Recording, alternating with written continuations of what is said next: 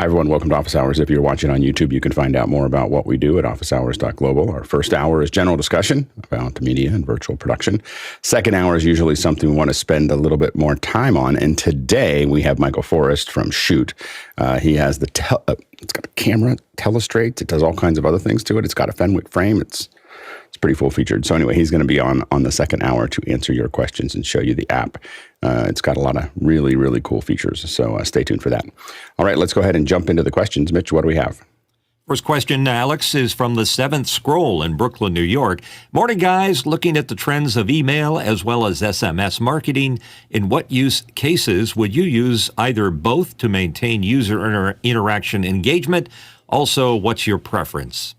Go ahead, John. I used to be a partner in an internet marketing agency, and we did both. Very effective text messaging campaigns and autoresponders and short code marketing. They were super effective, but you have to be super judicious with your use of SMS. Otherwise, you're going to get lots of opt-outs on that. Email marketing still very, very effective. Open rates average in the industry is about 15% open rates. Text is much higher. And your click-through rate should be 1 to 3% in that range. I use them both. Go ahead, Chris. I'm really against all that kind of stuff. I realize that there are people that make money at it, but if I found myself in a business where I felt like I had to do that kind of marketing, I would rethink my business entirely. It just seems really dirty and just not something I would want to be a part of. Sorry. Go ahead, Courtney. Chris hasn't been here for a while. He just came in just swinging. Like he was like, I'm not pulling any punches. Like he's got a lot of energy. Boom! A lot of energy. In the left corner, Chris. In the right corner, John Preto. I think Chris is. Anyway, go ahead, Courtney. I'll be in Chris's corner because I also hate unsolicited email and especially SMS. If I get an unsolicited SMS, I block that number immediately. And it only takes one. And I take no advertising or subscribe to no notifications over SMS. So I try and keep that for just personal messages only from friends and family. And email, I will subscribe to newsletters and so on. So I will get email advertising on a daily basis sometime from some places, but only after I opt in, and you have to respect the opt-out and make sure, because the spammers have pretty much destroyed that market for everybody. Go ahead, Jeff. Well, Courtney nailed it. I mean, there's a huge difference. I mean, they're two totally different animals when you talk about opt-in messaging, whatever the media is, versus just being spammed with stuff. So the real answer is you should be trying everything, because every industry is different, who your demographics are, location. I mean, everything can play a factor into that. The mediums that work for one business will not necessarily work for you, and vice versa. So the good news is all these things are super easy to test. You know, you can run inexpensive tests on, and you should, in every advertising medium you have at your disposal, and you compare, like John said, click-through rates and open rates and everything else, and you see what's successful. And, when you dial that in, when you find the right targeting, the right demographics, it's like a gas pedal. I mean, the more money you spend on it, the more money you make. And it's just comes down to ratios at that point, if you got it dialed in. Yeah, go ahead, Peter. The other thing you have to worry about is there are certain countries where unsolicited emails are, in fact, illegal. Whole continents. Yeah, well, nearly. Yeah. I mean, if you go into Canada, there's laws on the books, as an example, that we had to, when I worked for IBM and Gartner, we had to make sure that nobody made a cold call via email, or they actually had to physically present themselves. Yeah. There you go, John. Yeah, Peter said it. Unsolicited email and unsolicited text are illegal here in the United States as well. Yeah, it's changed a lot over the years, especially with GDPR. Being able to just contact people directly has become really, really not appropriate for most people unless they filled something out that said, I want to be contacted, or I'm registering for something. And those lists are powerful. the main thing is that email lists are still relatively valuable if you use them well. I built a mailing list in the late 80s. It was not an email list. It was literally, I'd send postcards out. Late 80s, early 90s. I worked for Sony, and I don't know if I've told the story. I'll say it real quickly though. I worked for Sony, and I had this crazy idea that I could build a mailing list. And so what I did is I didn't get paid very much, but I got access to the Sony warehouse in New Jersey, and I would order 1,000 Man in the Box cassettes for Alice in Chains, because it was Sony Music. They'd come in, and I'd sit at the Iggy Pop concert or whatever and hand out these cassette singles, and all you had to do was fill out a little form that had your address, it had, some demographic information or whatever, and I threw it into HyperCard. And I typed them all in by hand into HyperCard. I don't think I've ever read cursive again. I think a little PTSD. So but I typed them all into HyperCard, got it going. It was about 3,500 names. It seems like a really small number, but it really meant that I could fill any venue, any 300-person venue in Pittsburgh at any time. Like it was. Now here's the thing that would happen is never spammed anybody. I never used that list over and over again. I made sure that there was a true value to opening it up. So when you opened it up, you were going to get half off. You could go to this record store and get half off, and I would only send it to the people in the right zip codes. And the idea is that email list, or that snail mail list, should be a service.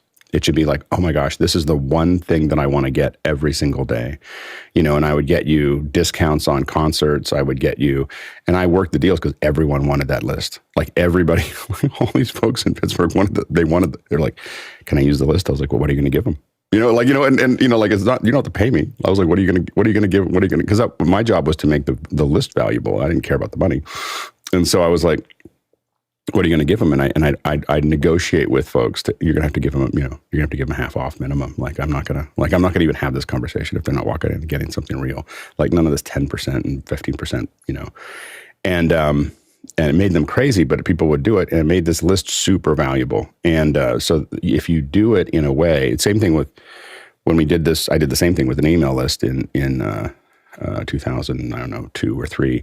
That's what really built up a TV Garage, was that I showed up on Tech TV, and I basically did a 7-minute version of something with Leo, and then I had a 20-minute version, and there was an email gate to get to the 20-minute version, and I got about 1,000 emails a week, and then what I would do is I'd give people half off or 80% off or whatever, any of our products before they went on sale to the public.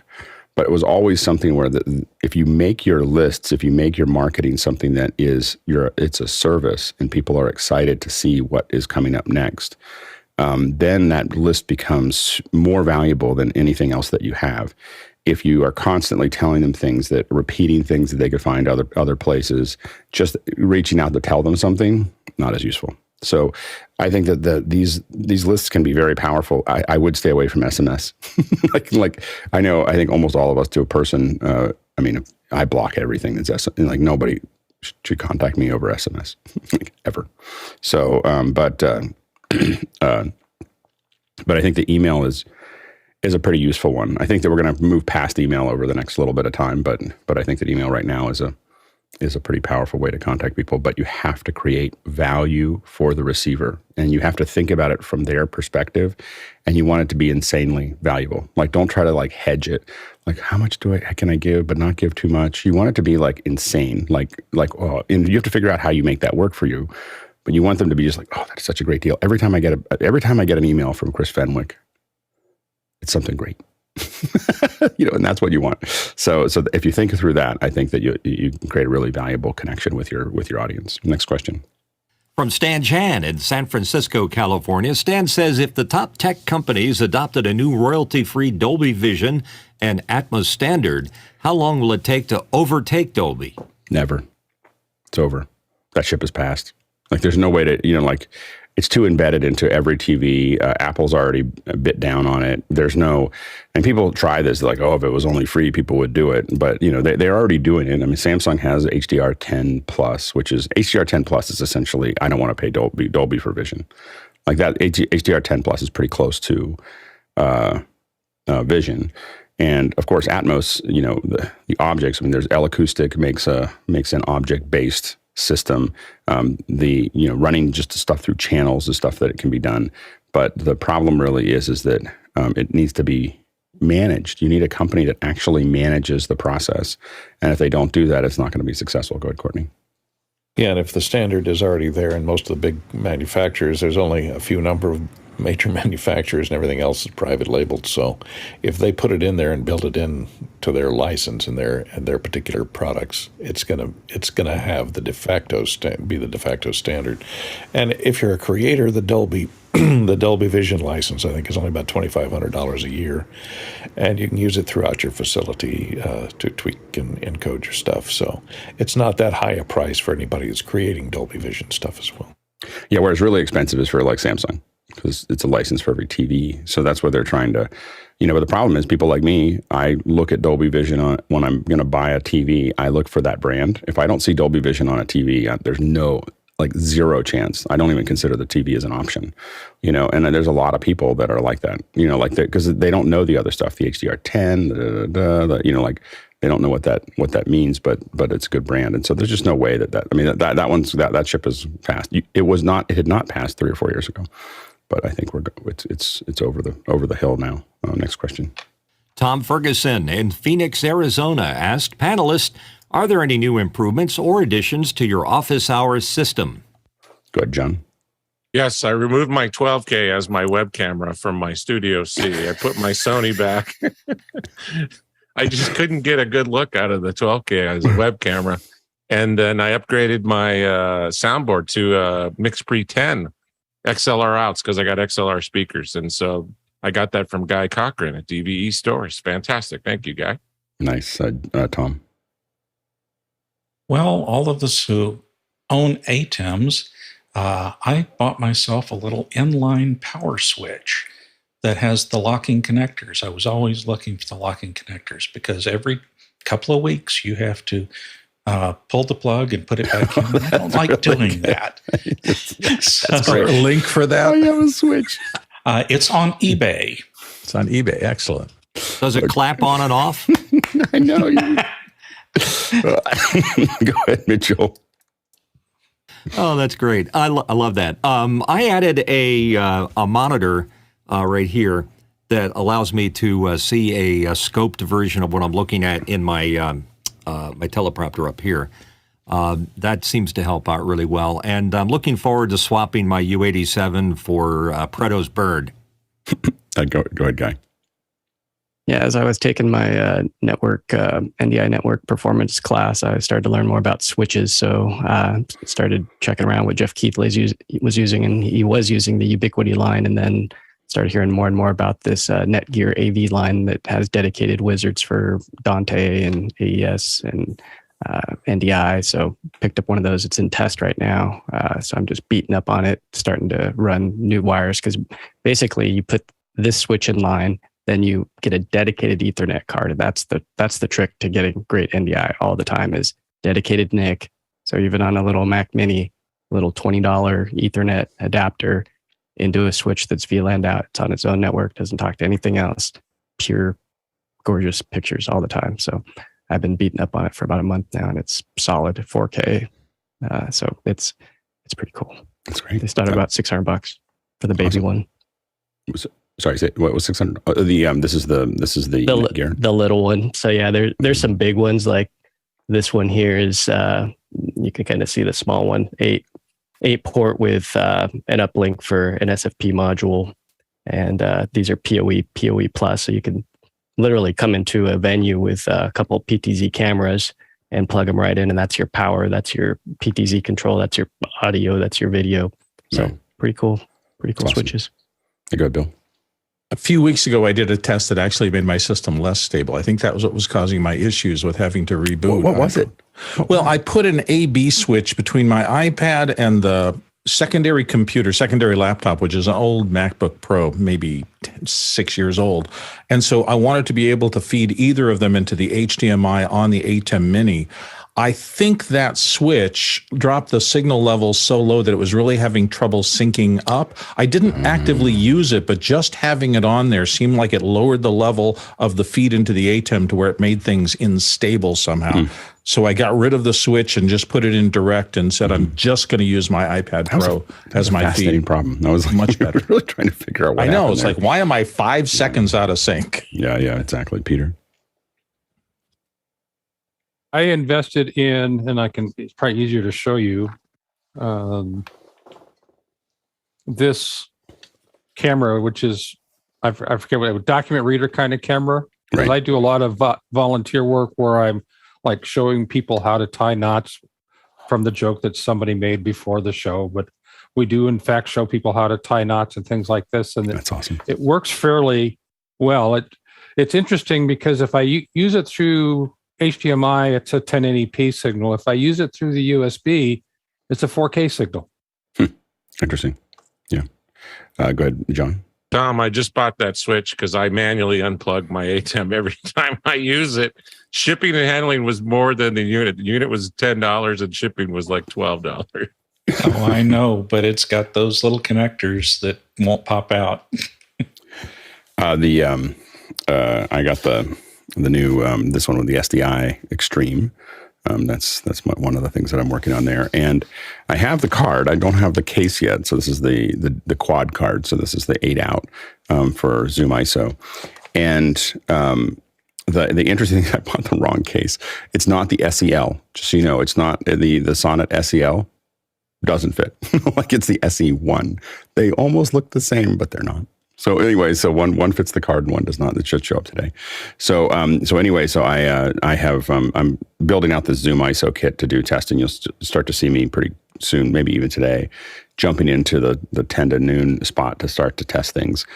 The thing that I really got my head around as I started playing with it, and I know that you guys are probably ahead of me on this, is that it's not just that I'm excited about taking Zoom to cut a show. I'm really looking at how do I integrate it into my entire system. I've got all these monitors, and I can be grabbing active speaker and putting it one place, and I can put the host in another, the reader in another place, and I can put all these things. You know, I can grab things out of Zoom. I can take the card, for instance, then the WLM. Like I'm looking at putting a little monitor next to my teleprompter that has like a little WLM meters. You know, that feed being up there. And so I can take all these things that we have sitting in here. And I realize that we may in the future want to put other things, other data, in other windows inside of Zoom, that we send back from master control, so that anybody with Zoom ISO, whether using NDI or whether using SDI or whatever, could put it on their monitors, and they don't have to manage that. Like they have to figure out how to get Zoom ISO to do the thing, but they don't have to figure out how to have something that's doing meters or scopes or all those other things can be just handed back to them without having more processing. So I'm really thinking about Zoom ISO more than just cutting shows, but really creating a whole set of features that might be available to us. Go ahead, Chris. Are you saying that the card that you bought will give you 8 SDI outs? Yeah. This is the Blackmagic. Pull it out. I've been away for a bit, haven't I? Yeah, I thought you said it was full height card. It's a full height card. Yeah, the SE. So you have to have the special mini connectors. Anyway, you have to have the mini connectors, but then that's 8 outs there's 9 things because 8 out in reference. So it's 8 out, and then that can go 8 into, if you only had a switcher that had 8 SDI ins, you'd be really set. Maybe somebody will make one of those. Yeah, maybe someone will make one that does the thing. And so now you're going to have an 8x8 minimum, maybe 20x20 router in between those two. Yeah, so I'm working on that. That's one of my next things is to get a 20x20. I don't think I need a 40x40, but I think I need a 20x20 router for that. And then that really just turns the whole thing on. Like it flips the whole thing. And I have a because now I have just tons of spigots to put everything in, to make that work. So I think I'm with Zoom ISO, I'm really working on trying to experiment with it at every level. So right over here, I've got mimoLive. So in mimoLive, I'm using Siphon to so mimoLive, I'm using Siphon to get the videos to it. It took me a little bit. There's a little bit of swearing involved in getting it working, but it's not working. Mostly because I don't know what I'm doing.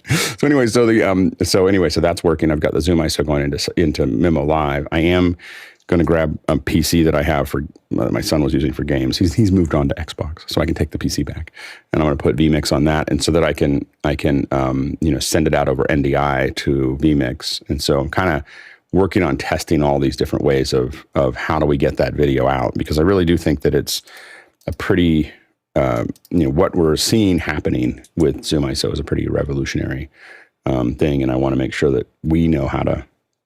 And I'm trying to look at all that, and of course, OfficeHours is like the big version of it that we're going to be moving over to. Yeah, go ahead, Mitchell. Alex, so why didn't you try the 2ME SDI so it was rack mounted? The 2ME SDI, because it's a lot more expensive. Like I don't know if it's a lot more expensive, but it's somewhat more expensive than this one. I think how much is the 2ME again? I don't remember now. I don't recall. Anyway, so I am trying to build something that is a really, like the version that I'm building with the Extreme is a really small kit.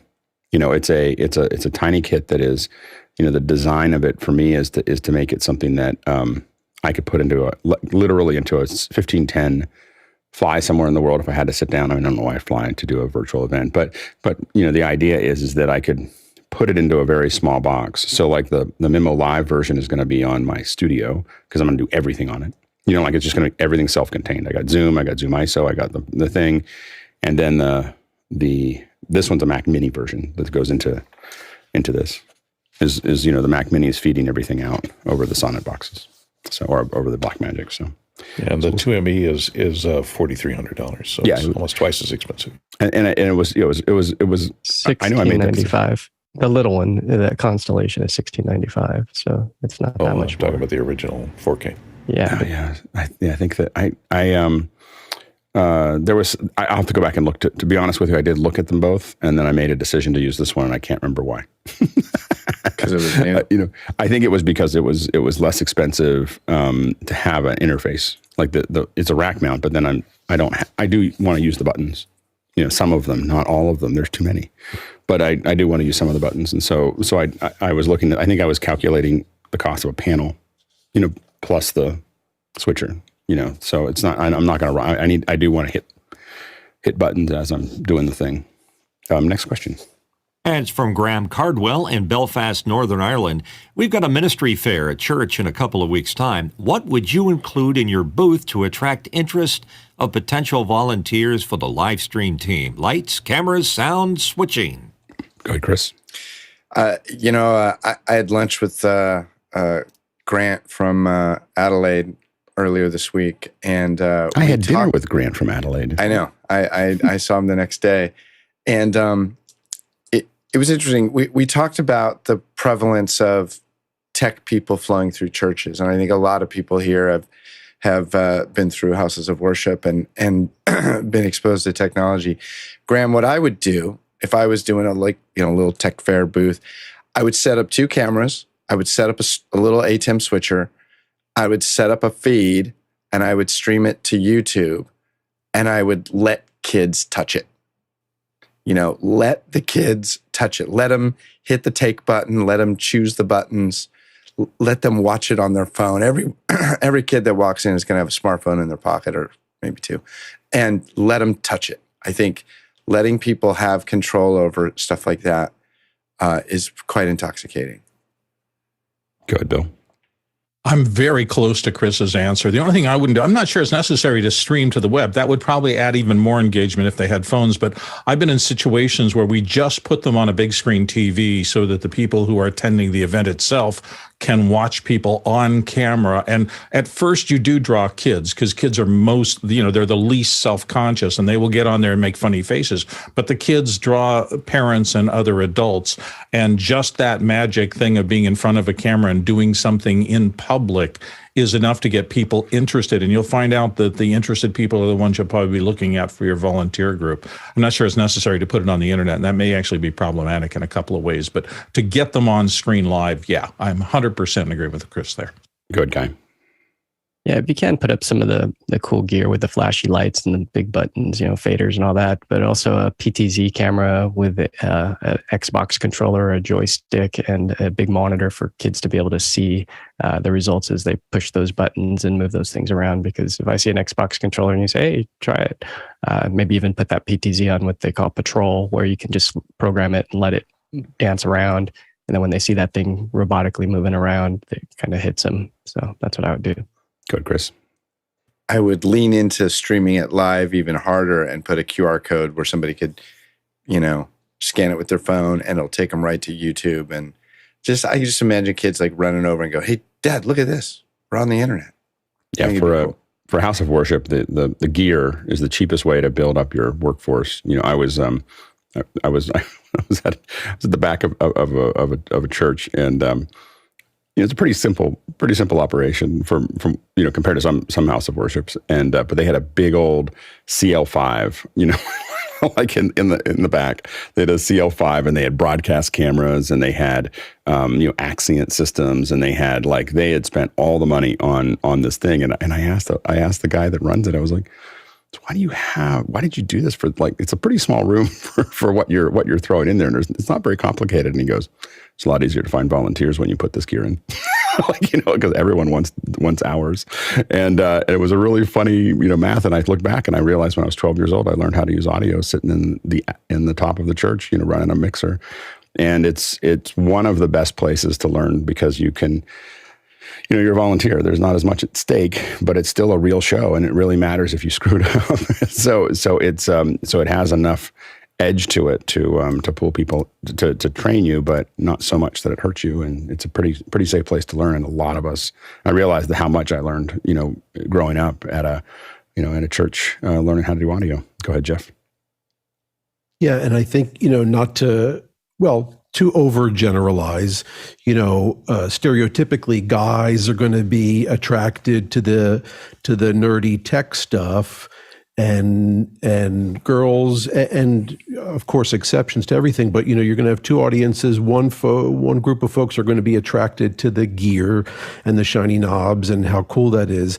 The other group that you would want to attract is just going to be attracted to the fact that they're on the internet, that they're live. And I was recently at a big party for my niece, and they had one of those photo booths. And I mean, the line to the photo booth was way longer than the line to the food. Yeah. And, the folks that like that like the idea of seeing themselves on camera, on TV, on photos. So, almost kind of recreating some of that like Hollywood glitz of come be on TV might be helpful to attract that segment of your audience. Yeah, and I think that, the thing to really look at when you build a volunteer force around any kind of seminar or house of worship is, you think that you should be easy on everyone, but that really doesn't make it that much fun. You shouldn't be mean about it, but you want to be exacting and gently exacting about trying to push people to be the best that they can be. And some of that's being on time, some of it's being appropriate, some of it's being focused, some of it's but a lot of it is like, hey, we had a little issue with the mics. It's not like, oh, it's okay, there's a bunch of volunteers. Like, hey, how do we get this? How do we move it? And keep on pushing it so that people feel like they continue to grow, with that system. And what will start with, I just want to play with the cool stuff, becomes a real learning experience and some camaraderie. And definitely, I think nowadays we see a lot more diversity in most of these teams, where there's a lot of different people that want to jump into them. So it helps kind of mix and match that. Next question. From John Idelson in Monterey, California, John asked, has the panel heard of the RTS London Convention 2022? Sponsored by Warner Brothers Discovery, it's titled The Fight for Attention. Global leaders will gather to discuss the future evolution of the television industry, both in the UK and globally. Good, Courtney. Yeah, I was just looking at the website, and thanks for bringing it up, John. It looks like a lot of the big movers and shakers in the broadcast industry internationally are looking to be more inclusive in finding out a lot of the undiscovered audiences out there, as well as discovering technically, how to how to create media that is acceptable in a global format that can be viewed in the metaverse or on any particular type of mobile device or portable, device, which we find our viewing audience moving to these days. And my suggestion is outdoor advertising. It's the way to hook people in. It's going to make a comeback. Door to door. It's Yeah, the only exactly. way to discover new programs is you see an outdoor advert, you see a billboard driving down the freeway. Go ahead, Bill. I have to echo what Courtney's saying. I have been watching a good little bit of Korean content on Netflix, and I would never have seen it except that I saw one thing and read a little blurb about it, and then Netflix obviously thought that I had some interest in that, so it started feeding me other shows, and I've discovered a different side of the production industry on the globe that is doing some really good work. So it was interesting to get that perspective of not being so U.S.-centric. I think that the funny thing is that the scale of traditional media is still just massive. Like, it's just these are just really big numbers. When you realize that if we work on a live stream, we're really excited if we have a couple 100,000 people watching. That's like a big number for a live stream. But if for ABC, if anything under 5 million people watching your show, and you're probably not going to last. So we forget that scale is really big, but shrinking fast, of what that looks like. And then you have the up and comers, and there's this cross section, right? Where and some brands figure this out. Let's bring in more of the social media stars to do it. Now, usually what happens is that they bring in the social media stars, and then the traditional brand waters down the experience so much because they want it to fit into the broadcast thing that they were doing, that it's kind of worthless. And it feels horrible and gooey and everything else, rather than working with the social media stars and asking, like, how would you cover this, or how would you take this and run with it?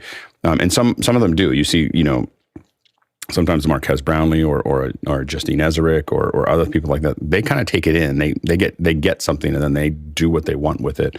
And that's usually a far more effective way to do it. But most of the traditional media are not used to that bottom up rather than top down approach to design, and it becomes they have a hard time getting over that. And I think that's going to be they're going to eventually get swallowed up by all these other things. They have the scale right now to do something great and to build a big social platform. They just don't do it very well, because they keep on thinking they can somehow bring it back, and it's not going to happen. Next question. Next question from Douglas Carmichael. IMAX bought a small company, SimWave, which touts their ability to optimize video streams for specific devices, mobile, tablet, desktop, using AI. Could you see the IMAX brand extending to curated mobile tablet content as well? Go ahead, Courtney. It seems to me it'd be a kind of a move in the wrong direction, because IMAX is infamous for its larger-than-life screens. And now targeting, the handheld screen seems to be contradictory to what their whole advertising and promotional campaign has been about for the last 20 years. So I don't know if they're going to have, an IMAX movie on your phone. Go ahead, Bill.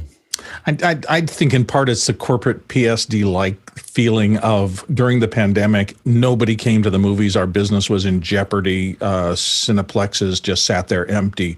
And so I'm pretty sure that there were a lot of meetings like, is there a way to evolve this in case we never get back to where we were before? And that means our business is going to shrink, and that means we better look for other revenue sources and other possibilities for doing content under the IMAX brand. So I think a piece of that is driving it. It'll be interesting to see how far in-person theater comes back over the course of the next few years. Next question. The Seventh Scroll in Brooklyn, New York. Morning, guys. Today's our last day to be known as a group, the Seventh Scroll. A gentle reminder to the rest of the community to remember to change names in office hours, after hours, Mukana, and Discord. Excited for 2.5. Yeah, so we put this in Discord, but in all these areas, you'll have to have a full first name and last name to stay in the program. So whether you're in after hours, Mukana, anything else in that area, you'll need to go to first name, last name. So there won't be any more. We've had some historical ones where we just kind of let it slide, and that's going away today. So you make sure to update everything. You'll probably get a gentle reminder, and then that'll be that. Go ahead, Bill. Well, just thanks for all your contributions under the seventh scroll. Been reading your name for a long time. It'll be great to meet you in person under your own name. So, yeah, it should be good. Next question. Philip Oler from Katona, New York, resources for building the perfect PC for Unreal development and production. Good guy. Yeah, it just depends on how crazy you want to go. When I started getting into Zoom ISO, I went to Best Buy and just grabbed the biggest, baddest thing they had, which was an Alienware, and then I stuck 128 gigs of RAM. And Puget Systems, who's been on before, these guys have a dedicated area on their site that's recommended systems for Unreal. So you can go all the way from a compact workstation all the way up to the professional workstation. Their place I would be looking is where Nick hangs out, and Matt Workman and some of these other guys. There's 65,000 people in this Facebook group, and they talk about their builds. So 2 resources, I'll put those both in the event chat. Next question. Next question back from Philip. And is there software which would allow mapping of mouth and facial movement from existing video footage to then export to 3D software models? Yeah, we've actually talked about it a little bit in the past, and we'll probably bring Nick Jushishin on to show it again in the not too distant future. Faceware is a good one that does that. And you can literally process your iPhone footage at this point. It doesn't really actually require a ton of resolution. So they have head mounts, and you can have a head mount for your iPhone or a head mount for one of their cameras, and it really only needs about 720p. Higher frame rate works different. I did a thing with Faceware for Nick. Actually, he was doing an Unreal. He was part of the Unreal Fellowship, and he had a character he wanted me to play, and so I literally sent him back, I think, a 240 or 480. I was using a 12K for it. So, but I gave him, I think, a 480 frame per second. A version of me doing it. Why would you do so many frames if you only need 30? And the reason is that it allows you to have lots of, what happens is that when you capture, there's errata. So if you think about every point of capture, you'll have little glitches like this, where it didn't get it quite right here. And when you have tons, and if you're only sampling here and here, like, so if you're, if you've got lots of samples in between, you can smooth that over, Butterworth filter or something like that to kind of pull that back in. And so you can get a much smoother response if you're oversampling a lot. Yeah, go ahead, Bill. Well, they're talking about doing this seriously and professionally, which is a really good thing. I'm always been a big advocate of Talking Pet Pro, which is an iOS device that just allows you to turn yourself into anybody's talking pet. End. Yeah, it's on the at other the end far of other end. Pet talk. This is like the crayon box version of, but it's funny, and people use it, and sometimes that's all they need.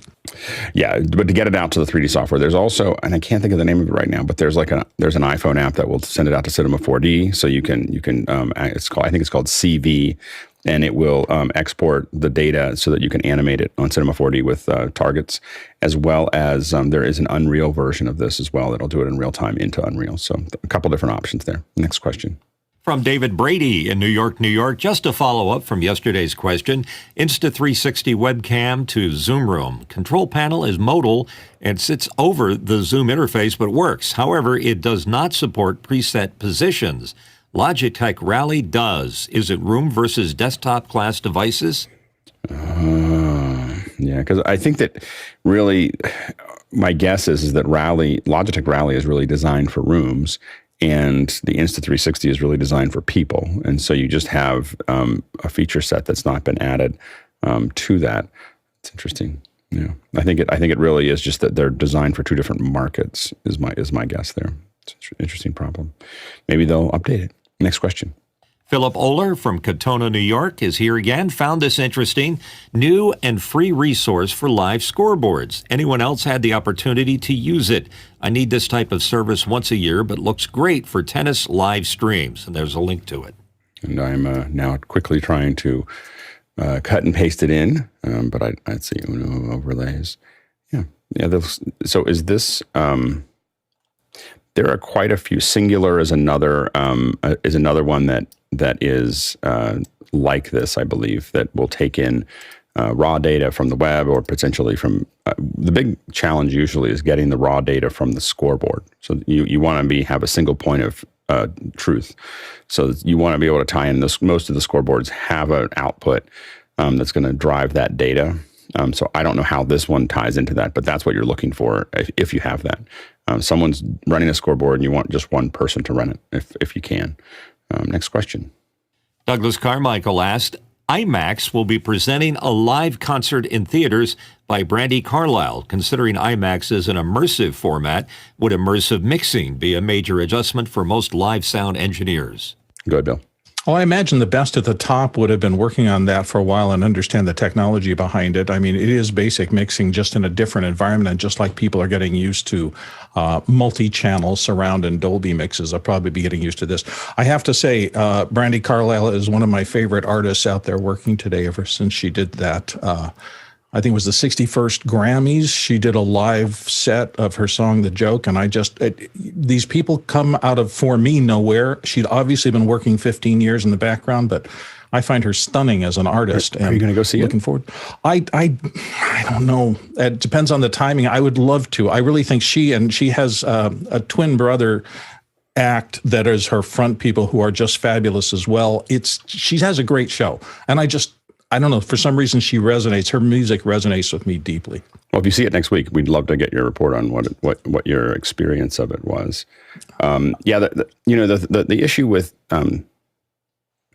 mixing live for surround is that it's mostly an interaction with the artist. There's a couple problems. One is that artists, don't necessarily want to give you all. We talked about stems versus tracks versus everything else. They oftentimes don't want to give all their tracks away. So you really have to talk to them about whether they can, whether that's possible, and whether they're willing to give it to you. Second thing is it's a lot more complicated than stereo, and so oftentimes you need a little time with it to figure out what it looks like. And then the other thing that's hard is that it's hard to mix a audio inside of what we call near field. So you have headphones, you have near field, that's a room all of us are sitting in, and then you have theaters. The physics of sound at all different levels is different between a room with speakers and a theater. So the roll off at every frequency becomes different as it goes through. So if you mix something for near field, it actually doesn't work in the theater. It falls off faster. It changes. It was funny when this was first explained to me by Mickey years ago. I didn't quite get it, but now I do. So we had an opportunity where we were mixing some surround, and I was in a small room, and then I walked in. I had a theater down the hall, and we listened to it in the small room. It sounded great. Walked into a theater, didn't sound great, and it sounded very sparse. It wasn't filling the theater. It wasn't resonating in the way that it needed to. And so it becomes really complicated because there just aren't that many stages. To do a mixing stage is 50 some feet long, 35 feet wide. It's a big room, a big cavity that is tuned and designed for making this work. And so there's not that many of them. So it becomes really hard to kind of figure those things out. So hopefully they'll be successful next week. Next question. Next question in from Paul Valhus in Austin, Texas. Can Office Hours have a public Google Calendar that you can subscribe to so you don't have to keep manually updating? Go ahead, Mitchell. I think there's something's in the works. Yeah. I saw one on After Hours just the other day that Josh was mixing up. Yeah, Josh is working on all that scheduling, and so Josh has been doing an excellent job of taking over the second hours, kind of taking over that scheduling process. By the way, if you think that you have a good idea for second hours, Josh is the right person to talk to, not me. I don't even know what's going on anymore. We meet. I'm joking. We meet and talk about the subjects and so on and so forth. But Josh is doing an incredible job of taking that over. But we'll be working with I'll be working with him, and we'll all be working with him to get the schedules kind of nailed down. And definitely, I have an idea of putting. We have an idea of putting it into a calendar that you can just subscribe to. It'd be a lot easier. You may even, at some point, the goal is that you would know before the announcements went out what's happening in 2 weeks from now, because it'll go into the schedule. It may not be published yet. Next question.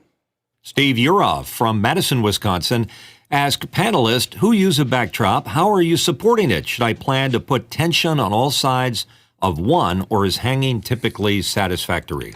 Go ahead, Mitchell. I have a Very pole behind me. I'll pop it up there. And on that Very pole on the ends, kind of hard to see it on that side. Let's go to that side.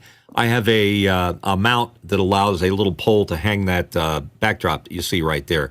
So as long as you've got a sturdy support, even just a Very pole, you can get away with that working out for you. Go ahead, Peter. Yeah, I was going to say, I mean, when I do use a backdrop, I use I don't know where you call it, Lastalite or Manfrotto, but they come with built-in tension rods built into them. So you have to learn how to fold them back up again once you've opened it up the first time. But we call it, based on Bill's description of how to fold it, we call it the taco. Exactly. But I mean, the first time I had to drag it out of my office into my bedroom, so I had enough room to deal with it, because it was about a 5 to 10 minute fight.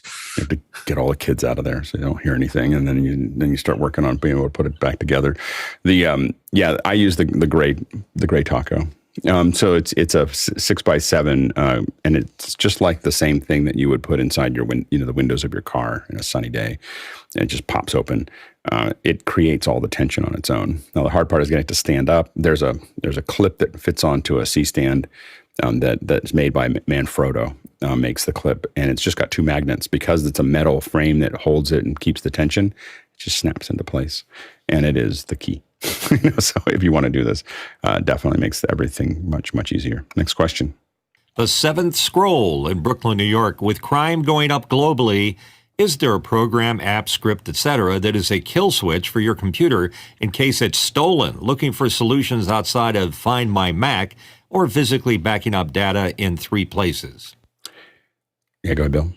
Well, on the Apple side of things, there is a whole system now for phones, pads, and computers where you can get in and literally just shut them down. There's so much traffic in stolen iPhones, and I'm sure they wanted to deal with that. So to wipe them remotely and lock them down totally so nobody can use them, hopefully will suppress people wanting to rip them off. You go ahead, Courtney. Just a strong login password will protect you, do a lot to protect you. So if they pull the plug on it, they're going to have to log back in to get your data off of there if you use an encrypted hard drive. So you can turn on encryption on your hard drive so that it can't be popped out and popped into another machine and read, and a strong password to log in. That's one of the best ways. And then use something like Carbonite or one of the cloud backup programs to periodically back up your important files to the cloud so that you have access to them when your main cache of files is stolen. Good, Peter. Yeah, some of the industrial grade managed client systems will do this, but they can be a bit draconian when it comes to the end user using them, the intended end user using the equipment.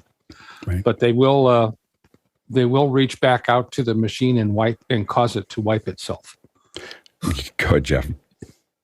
Yeah, and without knowing more details about platform, is this PC or Mac, encryption is the key, because any of these remote things, I mean, frankly, even what is in Find My Mac or anything, I mean, you're still relying on a couple things, which is that the computer will be turned back on intact, be able to get some type of network connection where it can phone home and realize it's stolen, and then do what it needs to do. I had an iPhone stolen once, and I had Find My turned on everything. Well, it never appeared because the thief was smart enough and experienced enough to never turn it back on. They turned it off immediately, and it was never turned back on. It was obviously taken apart for scrap parts. So encrypting your data is the key. And if you really want to be careful, you encrypt it using a physical USB key like YubiKey or something like that,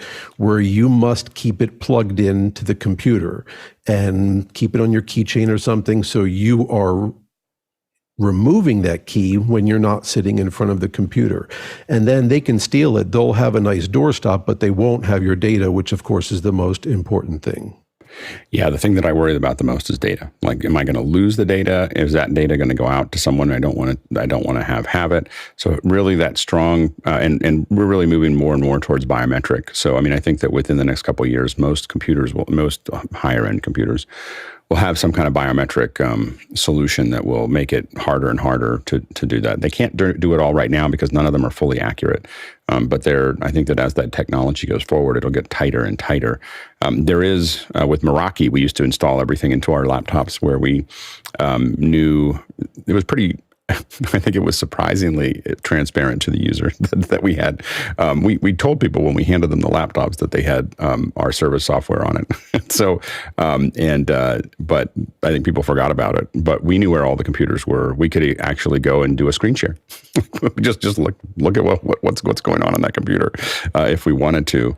And so those were, and we had someone steal one. We had about 40 laptops, and so they were floating around and couldn't find one. We kept on going, where is that laptop? It turns out it was in Baltimore, or no, yeah, Baltimore. It was. We figured out after a while. We figured out that it was stolen from one of our DC events. And every once in a while, we just check in. I wonder where that laptop is. There's no way you're going to get the police to ever go after a laptop. You have to. So it was more entertainment than anything else of figuring out. They mostly played games, if you're wondering what they did on the laptop. I think someone stole it and gave it to their kid. But by the end, we knew who they were. We knew their entire financial history, the two companies that had gone under, who their ex-wife was, because the kid went back and forth with the laptop, all that stuff. Like it was, so, like stealing someone's stuff, if you steal it from a company, can, they can gather a lot of data. And that's all stuff from just the internet. Like it wasn't even like a thing. Like it was just, once you knew what the address was, it was easy to pull everything else out. So anyway, so it's a dangerous thing nowadays to steal people's hardware. Next question. Is it too late for me to give it back? Question for Mitchell, Chris Fenwick. Mitchell, that's why we brought you in. Eventually, I was going to end up at your house and go, oh, by the way, I need that MacBook Air, that 2012 MacBook Air. I knew it. Chris Fenwick in Emeryville, California asked Anna on the panel, yesterday, Preto and I did a deep dive into an older, although very successful YouTube channel, Epic Rap Battles of History. Could we do a series of shows where we do examinations of past success stories? Mr. Fenwick? Yeah, I don't know if you've ever seen it, but it's not, clean for this show. But John had never heard of it. These things are like almost 10 years old, and it was fun to go back and kind of like relive some of them. But I think that, YouTube has been around long enough now, 17 years, something like that, that there's some really interesting success stories from the past. And I think it would be really, I don't know about really, it would be interesting to go back and sort of examine what they did, how they did it, when they did it, and how it evolved into being, a thing. I mean, you could do like, Philip DeFranco's a very interesting story, how he began in his parents' house and, became this media giant. Kasim G's another one. Shay Carl's an interesting one. I think there's some interesting stories there that are kind of interesting to deconstruct. Probably get some of those guys on. Yeah, it'd be cool. Talking about how they started and how they got going. Yeah, I could see what we can do there. Courtney? Yeah, Chris, whatever happened to hamster dance? Right. Yeah. And how did it become so big? Or the dancing baby. The dancing baby is another one. Like Chocolate Rain. Yeah. Yeah. I mean, I and John and I discussed this yesterday. There was an event for me. It was about 12 years ago where I had been watching this guy. His name was Shay Carl, and he ended up selling, by the way, his media empire for a few $100 million, I think.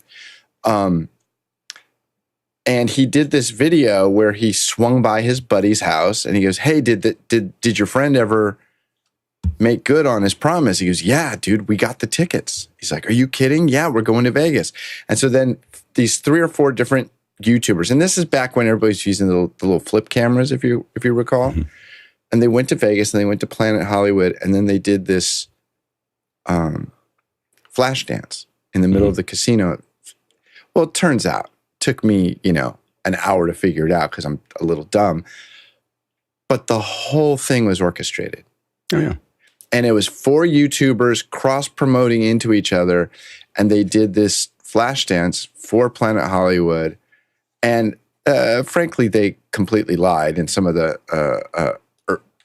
earlier videos, but that was the moment for me when I just went, "Oh, wow, this is huge." And the thing that was super interesting as an editor, their flash dance was a combination of DSLRs, flip cameras, And there may have been a couple of, like grown-up cameras also, but it was several cameras, and they turned it around in less than 48 hours.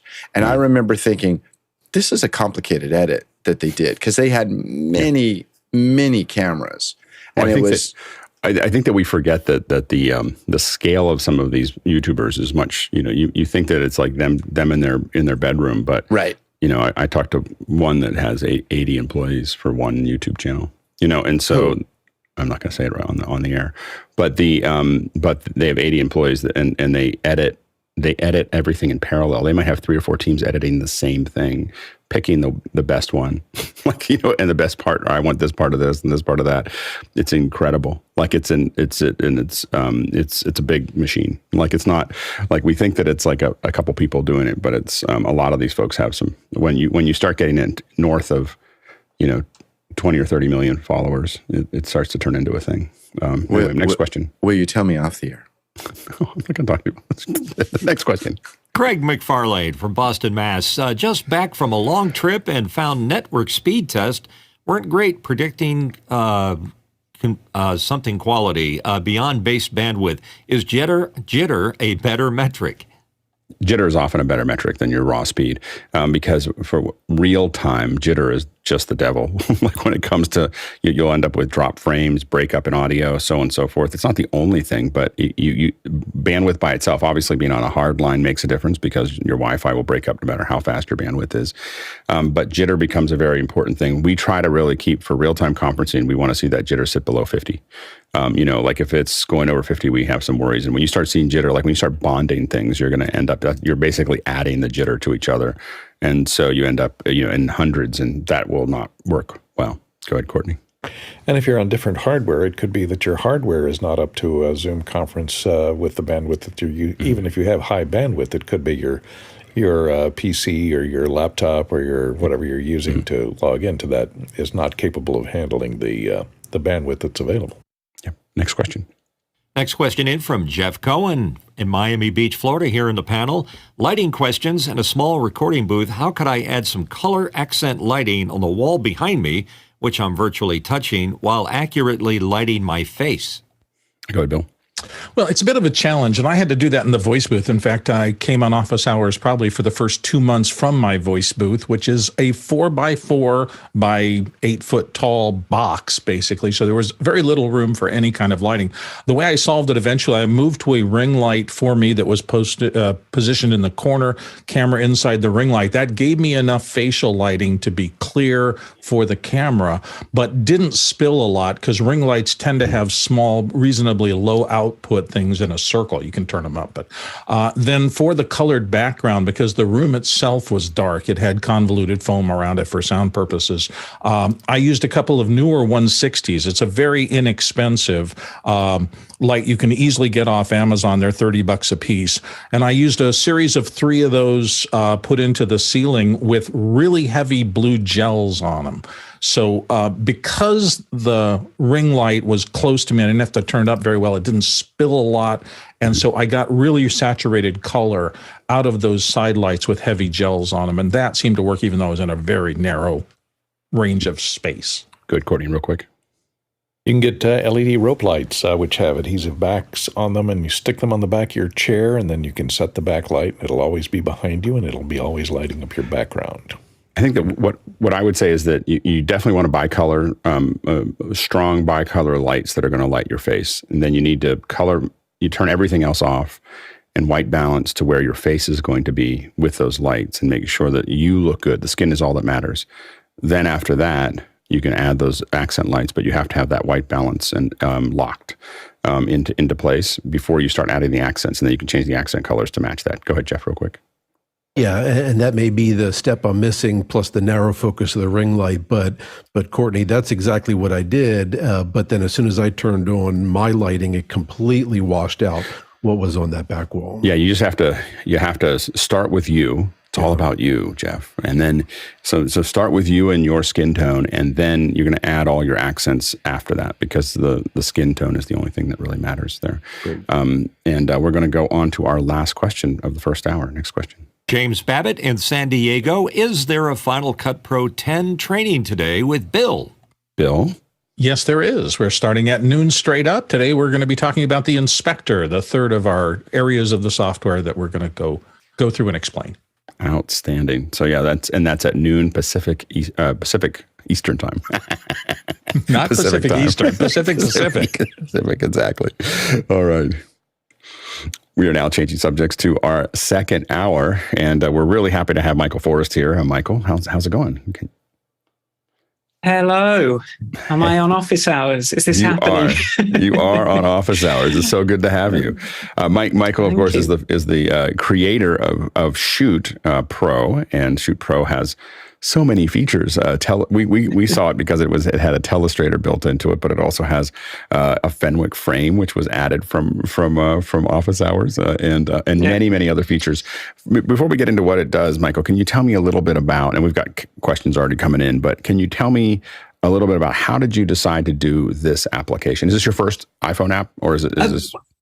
Well, I have a little sort of thing I can run through and just sort of show you a little bit more context around it and show some of the other things I've done. But I mean, I've been I tell people I made my first app when I was sort of 10 years old, right. With diodes and LEDs to sort of organize what I needed to bring to school. But in terms of iOS apps, I've been building them since you could, as soon as you could. Wow. And I've been, I used to work for big agencies and do stuff for the clients, and I'd sort of do a lot of video players in Flash around that time. So I'd be building video players for the banks and the different companies. And so, it's just something I've made loads and loads of apps. But if I can show you my little, I do have a few little slides going. I can't quite see myself in the preview, so I'm wondering. So I'm just going to come over to the side. There we go. Look here, I've done the sort of immersive. There you go. So how are you doing that? See, this is the kind of Keynote, green screen. So the green things will be transparent. I am working on a thing actually to do better. Make that easier. Of course, there's going to be an app for that. Yeah. So I am. My name's Michael. My company is called Good to Hear Limited. That's what it says under Shoot. And then Squares TV is my sort of AV focused software. Right. So I've built loads of other stuff over time. And so this is my crane logo from Good to Hear transforming into the Squares TV square. My top 3 apps at the moment, Shoot. I'm not. We're talking about Shoot today. I just wanted to mention the top kind of other apps that I'm focused on at the moment. So Beat Sheet is something for running and planning streams. And then Video Pencil is sort of an Office Hours inspired evolution of some of that telestrator functionality. I've also, just to sort of give a bit more context to Squares TV, I've got a few other tools on there, some online, some Mac apps, some little iOS apps. There's some other stuff I made as well, Final Cut tools. I've got some music hardware tools as well. Good to Hear has kind of meditation, sort of productivity, mental health type stuff. And that's what my earlier apps were all around in that field. So when Shoot took off, I was sort of still kind of doing this sort of thing. And then I thought I'd mention I've got quite a lot of albums and music and a YouTube channel and Instagram. What kind of music? Electronic music, but I was thinking about it today, and I was thinking, it's electronic, but I sort of don't really ever do the same thing more than once, particularly. Yeah.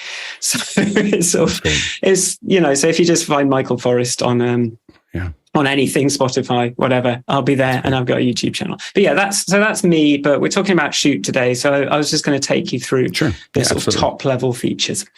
So the basic version of Shoot, which is like $9.99 in the App Store to remove the watermark, it gives you a full manual controlled webcam, zoom, focus, ISO, shutter speed, all those things, color temperature in Kelvin, focus lock, white balance lock, things like that. And then you can remote control it with an Apple Watch, or you can remote control it from a browser.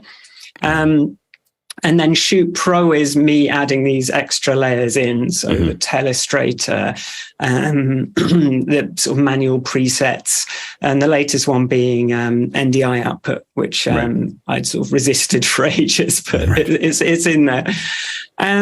Shoot was made really for me to live stream music stuff with OBS, and then sort of more recently Ecamm Live, and sort of focused on a bit of a multi-camera setup mainly, but it also works with Zoom. And I have made a Mac driver that lets you just sort of I like to make a virtual camera in OBS or Ecamm, and then sort of have a bit more control over what I'm doing. But I did make a little USB driver for Mac, so it will just show up as a webcam in Zoom or Teams and things like that. And you can see that the Google Meet logo has green in it because it's cut up.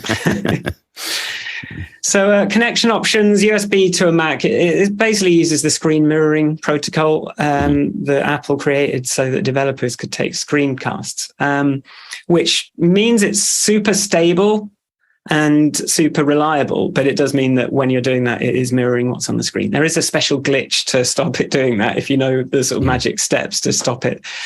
Because AirPlay and HDMI I recommend, because that gives me a lot more control over the output, because it picks up the connection as an external display and I can layer that up how I want instead of having to just show what's on the iPhone screen. And then NDI is Pro only, and I have implemented HX, so it can compress with H.264 HEVC. And I've got some controls in there, but I literally hadn't looked at this until 2 weeks ago. And so I'm trying to figure out the licensing and what they want, if they want money from me, or how that works. So I've done the tech part, but and that works really nicely, actually, the compress, because you're sort of generally on a wireless connection, I think, when you're using it with Shoot. Remote control Apple Watch. Browser remote lets you control the individual settings from a browser, and depending on the camera, that can expose different things, flashlight, things like that, or the focus. You can't front camera focus, but you can back camera focus. And then you can create little presets, which you can create a little link for, which then lets you integrate with the Stream Deck if you want to zoom in and zoom out with a button on the Stream Deck or switch cameras. And then we've got telestrator, which lets you draw on the live video, lets you pause the video. That's what got my first attention of it. Like when I found out, I was like, you can draw on it while we're talking? It's great. So draw on the video, pause it, darken the background. That was something that came out of the office hours conversation. I thought, that's useful. Undo, redo, gesture support. I smoothed it out with some Catmull ROM smoothing after you mentioned it was a bit jagged. We start with MVP and then we sort of add features as we go, just to see if it's something anyone wants. If there is background noise on my feed, I apologize. There is a building site outside my window. Nope, not hearing any. Okay, Zoom is amazing.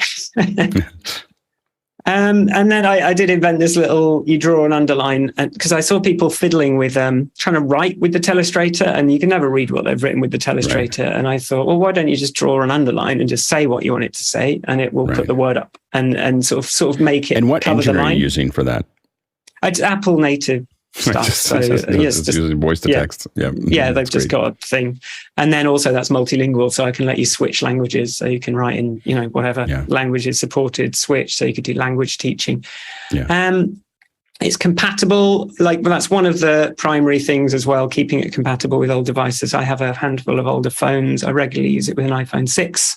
And I have preempted one of the questions with that.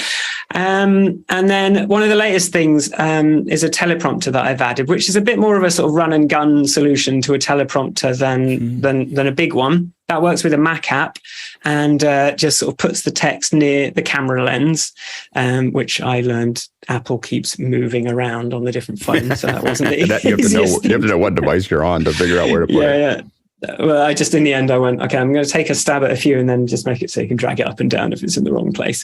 And that's for a sort of run and gun. Can we go back to that? Sorry. Can we go back to that for a second? So it says navigate script from your laptop.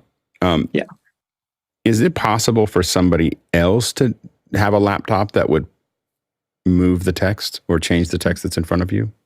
It's in Bluetooth. It uses Bluetooth, so not online, but if I can see, if someone explains the use case, I'm here's the use case is that I want to do a quick hit from let's say a VIP, and they're in Australia or they're in London or something like that, and I just need them to put up their phone and say a couple words for me. And what I want is to be able to, we do this over Zoom right now, or we do it over a local, we pay someone, we'll do it over Zoom. We pay someone to have a camera there. We shoot it with a teleprompter. We run the teleprompter from wherever we want in the world, but we need them to say that thing like, hi, this is blah, blah, blah. We're really excited about this movie and we can't wait for you to see it, that kind of thing. And so for us being able to, there's a company, there's a organization that does that. Chris, are you still here? Who's that company that does that? where we can what? Prompting? No, not prompting. Cameo.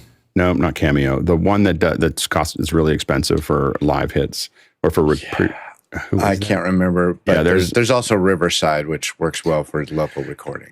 It does. It's just that this one lets you basically put up the text that you want people to say, and you can actually talk in their ear and so on and so forth. And they charge $5,000 a month. That's all I know. That's why I don't use it very much. But it's but there are people who use it religiously because they can get those hits really, really well. So anyway, we'll talk more.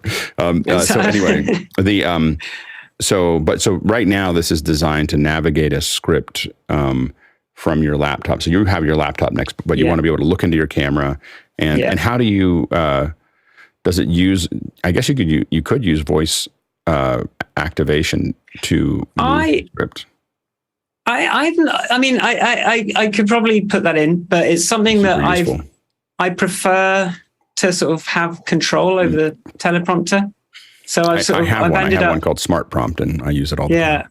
I've seen that, but I don't know, like, because I did the first time I did this, I made it so you could use your headphone buttons to advance the script and pause it and things like that. But I can have for me, it kind of creates a two-mind problem. Like I always call it having two minds. Like I don't want to, as someone speaking, I don't want to have two minds. I just want to do my thing. And so unless someone else is going to control it, like Courtney, I just want to keep moving, at a certain pace and not have to think about like rubbing my belly and tapping. Like to me, having to advance it means I have to tap my head and rub my belly at the same time.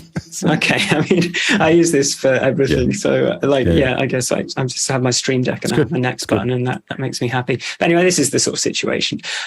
Shoot, you have your, if that even shows up. Oh, I see how you're using it. So you have your you just use this as a webcam essentially. You're looking up and you're advancing it from your computer. That's really cool. Yeah. So I'm just sitting there and just doing it. So it's more sort of in a studio type thing, but I use it for demos and things all the time. So I just do a few takes of a live recording, or if I'm recording a podcast, I've got my thing I have to say, things like that. So that's the teleprompter. And then other stuff, something interesting is I ended up working with Botes Live, who are big chess streamers on Twitch, and they go around the world just with an IRL backpack, so a streaming backpack, and they were using my Shoot as the camera, and they wanted to be able to use the microphone on the camera. And then there was some interesting problems around, like a camera doesn't feel like a mirror unless you do both reflect it, but also kind of move it nearer the camera lens. So it's a bit more centered on the camera lens, which it is this little thing Apple does that you wouldn't even know without having to solve this problem yourself. But yeah, we got that working. They have sort of 1 million subscribers, I think, on Twitch. So they're followers, but so it's been sort of battle tested in that environment as well. There's a lot of gesture support because the first version of Shoot, one of the promises was I will never show any UI. So there will never be anything on top of your video feed. And then as more people needed more features, I ended up coming with increasingly convoluted gestures to be able to do things. And up to Shoot 2.0, I said, this is going to need a user interface, isn't it? There's no avoiding it. And then something like a power saving mode, just if you are on batteries, I've got a way of making that work well. And then there is a virtual depth camera green screen, which you wouldn't really use in production, but I find it useful if I'm testing out something. Maybe I'm on my laptop, maybe I'm on the run, on the move, and I just want to sort of check what that's going to look like roughly. So that's in there. There's a Fenwick frame among other grids. That's great. Thanks to Chris. Take my money. Chris for the win. So, that's so great. That's in there. There's a few other frames as well. There's like a square, I wanted to. But we care about the Fenwick frame. Yeah. For those of you listening, we have a Fenwick frame. Chris put up a frame of getting our heads in the right place, and it helps you line so that almost everybody's head looks as close to the same size and placement as possible. And because Chris built it, it became the Fenwick frame, and Michael was kind enough to put it into the app, so we can get everybody framed correctly. And I think it's a great name for it. I don't know why there was such discussion about a different name. It's like, it's alliterative, short, Well, and the thing is that you couldn't agree more. Yeah.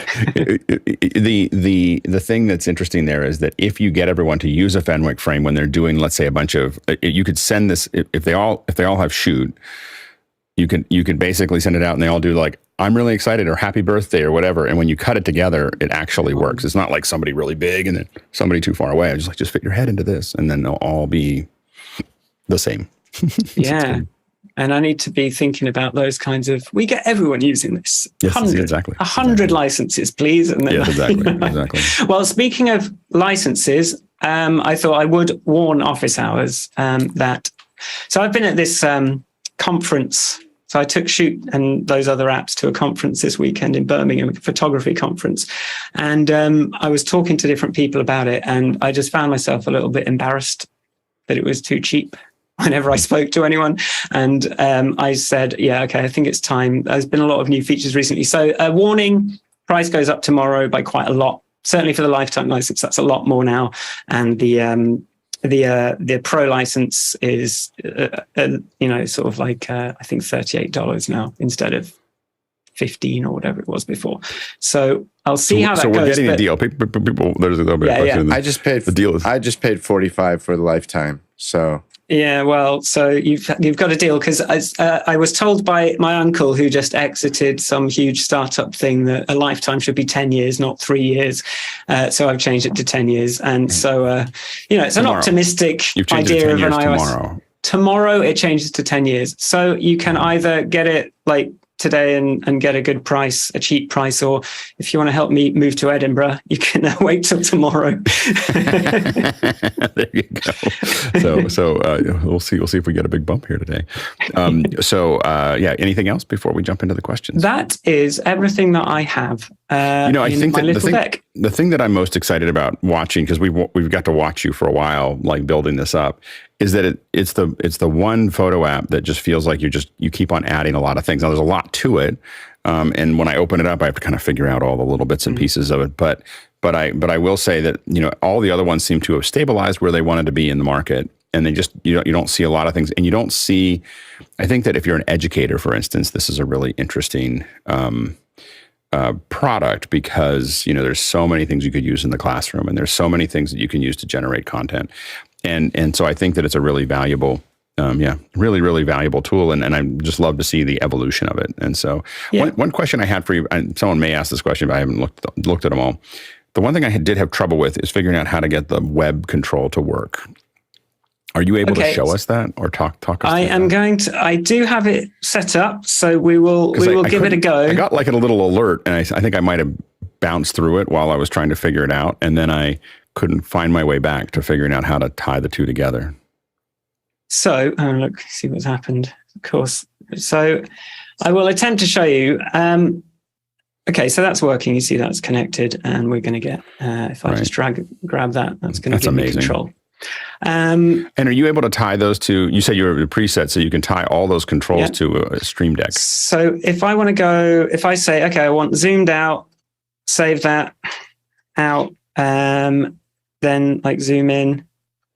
That's a bit close. Let's go to here maybe. Let me see. Of course, because I'm demonstrating this, network things are happening. But let's try that. So we'll save a new one there, and this is in, and then I can make that smooth as well. And then if we just click here, we can go out and in, and then this gives you a link that you can copy. And so if we wanted to zoom out, I can just copy that. Well, open that link in a new tab, and it's going to zoom me out. And so you just make in your Stream Deck or whatever, you can just use an open URL button and just copy that button in, and then that can control whatever. Does that make sense? Yep. And then how do I give the phone? How do I get it connected to the? Right. So it uses Apple login, sign in with Apple. So so Apple will pop up the login box and ask you if you want to share your email or if you want to use hide my email. And that's you're sharing your email or hiding it inside of Squares TV. That sends it, then logs into Squares TV, and now Squares TV has a record, and then Squares TV can start communicating with the device. And that's you have to log into Squares TV with the same email address, basically. So you can, if you're on Safari, it should be quite straightforward to do that with Apple. But I have my real email address, so it works. It works fine. But yeah, so it is gonna it is a little bit of a It is going to want. It needs to sort of create an account with an email address in order to do that. But then that's how that works. That's great. That's cool. And you can also, if you tap that, there's this share link button that will do the. It'll give you the link with the controls on it, basically. So you can just share that by AirDrop and just load it on the computer. That's great. So that's how that works. Fantastic. I will come back here. We've got go ahead. We got a bunch of questions stacking up here, so we want to make sure we can get to them. So, Chris, did you want to add anything before we went to I saw your hands up there. No, I just wanted to say it's kind of cool to see my name in there. And I did give you the money. Also, Alex, you had said it was cool because it was deep. And it got me to thinking that, in the app environment, quite often we all know the phrase, there's an app for that. Like typically most apps are just a thing, it could be as stupid as, the lighter app. But what we've done here, what Michael's done here is he's created a whole environment. And I think that it's interesting that at the app level, this, that you would think it's just a camera. Well, actually, it's a lot more than that. It's an entire, thanks, Proto. It's an entire environment that warrants our spending the time with it to learn it and to become immersed in it. That's part of the reason why I try to avoid learning other software, because I like to really, really know the software that I use. Like a couple of weeks ago, Alex, you were complaining about the scroll bar in Final Cut. I was like, said, there's a scroll bar? I've never used it. Just hit Shift and scroll. And you're like, oh, I didn't know it did that. Yeah. But the reason I know how bad I am at editing. No. It was like, have you do the editing? It was an interesting thing that happened because I realized how immersed I am in the tool that I use, because I don't even think about that. The issue is that for years, Final Cut 10 is a good example, had keystrokes to zoom in, zoom out, and they took them away on the last version. Still there. Not the ones that I had before. There were anyway, and so because I used it for a decade, and then suddenly I didn't have them, and I couldn't figure out how to go to the next thing. So they simplified it too much. Anyway, the point is that I think that I do think that when I look at Shoot, I go, well, I don't know if I'd hand that to everyone to use because it's really deep, but it's the one that I want to use. It's like, oh, I have this pack and I have this pack and I can dive into this. And I think there's a lot of opportunities to build simplified versions of Shoot, which there's a basic version, but there could be a client version. There could be a bunch of other things that are there. So I think it's really exciting. Let's jump into the questions. Go ahead. Next question. Kenneth Jones in Seattle, Washington. What's the oldest version of iOS that will support Shoot? I think we covered that, but go ahead. Yeah. So iOS 12, I test regularly on iPhone 6s. And actually, there's been a little hiccup with something this week. And I definitely have people that rely on that.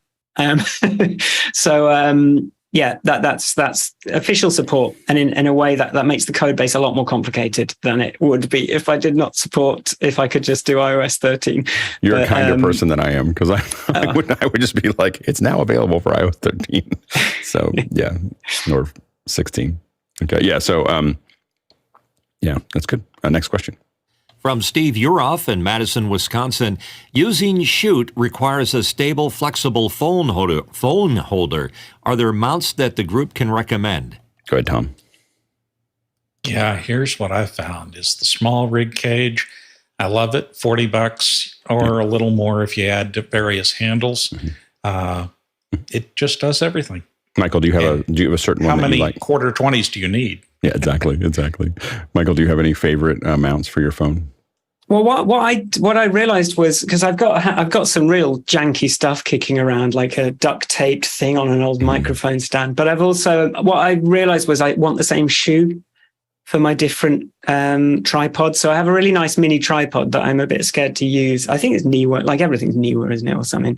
But yeah, as long as I think it's just, if you've got consistent shoes, then then that for me works. I would also probably mention Apple's about to come out with those little janky ones for continuity camera that you can just sort of rest on your laptop as the sort of most lightweight option.